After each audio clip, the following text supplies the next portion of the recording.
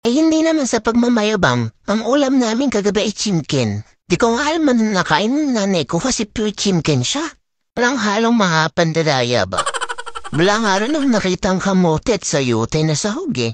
Ay sana talaga araw-araw ganun para sa kapayapaan ng Pilipinas at China. Ang chimken kasi para sa aming mga batuta ay parang kape. Para kanino ka bumabangon, ganon. Eh di syempre para sa chimken.